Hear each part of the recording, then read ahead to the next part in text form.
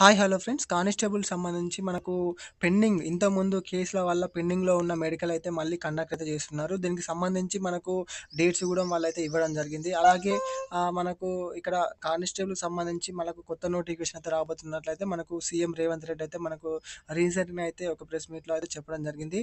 అలాగే మనకి ఈ నోటిఫికేషన్‌లో వచ్చే కొత్త నోటిఫికేషన్‌లో మనకి దాదాపు ఎన్ని పోస్టులు ఉన్నాయనేది నేను ఈ వీడియోలో క్లియర్‌గా అయితే ఎక్స్‌ప్లెయిన్ చేయడం జరుగుతుంది. ఫస్ట్ ఆఫ్ ఆల్ చూసుకుంటే హైకోర్ట్‌లో, సుప్రీం కోర్ట్‌లో మనకైతే కానిస్టేబుల్‌కి సంబంధించి కేసులైతే ఉన్నాయి.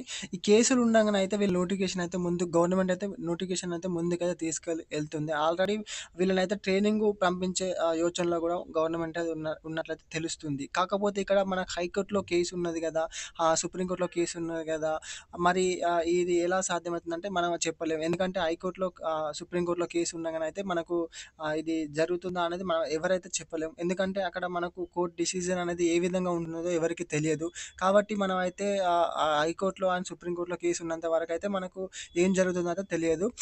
ఈ మనకు సెవెంత్‌కైతే హైకోర్ట్‌లో అయితే ఇంకో కేస్ 57, 58కి సంబంధించి అయితే మనకు కేస్ అయితే ఉంది. ఆ రోజైతే మనకు ఏదన్నా ఒక ఇన్ఫర్మేషన్ అయితే తెలిసే అవకాశం అయితే ఉంటుంది. అలాగే ఈ మనకు కొత్త నోటిఫికేషన్ సంబంధించి మనకైతే ఓవరాల్‌గా ఒక 15,000-16,000 పోస్టులయితే కొత్తగా ఫిల్ చేసే యోచనలో గవర్నమెంట్ అయితే ఉన్నట్టు తెలుస్తుంది.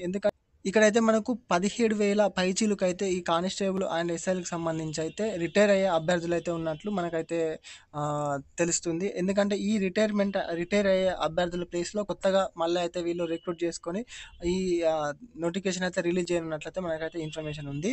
ఈ నోటిఫికేషన్ అనేది ఎప్పుడొస్తుందంటే మనకు ఇంకొక 2 మంత్స్ అయితే ఈజీగా పట్టే అవకాశం అయితే ఉంది. దాదాపు అయితే వీళ్ళు జాబ్ క్యాలెండర్ అయితే రిలీజ్ చేశారు. మార్చ్‌లో అయితే మనకు నోటిఫికేషన్ ఇస్తా అని చెప్పారు. బట్ ఏందంటే మార్చి అనేది మనకు చెప్పలేం మార్చ్‌లో నోటిఫికేషన్ వస్తుందని. బట్ ఒక 2, 3 మంత్స్‌లో పక్కా అయితే నోటిఫికేషన్ వస్తుంది.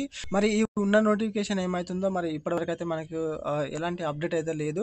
మరి హైకోర్ట్‌లో, సుప్రీం కోర్ట్‌లో కేసులైతే ఉన్నాయి. మరి ఏం జరుగుతుందంటే ఎవరైతే చెప్పలేం. ఎందుకంటే అక్కడ కోర్ట్ అనేది మనకు ఏం చెప్తే మనం అదే తుది నిర్ణయం అయితే చూడాలి మరి అసలు ఈ నోటిఫికేషన్ సంబంధించి ఏం జరుగుతుందనేది. Okay. Thank you for watching. For more videos please subscribe the channel.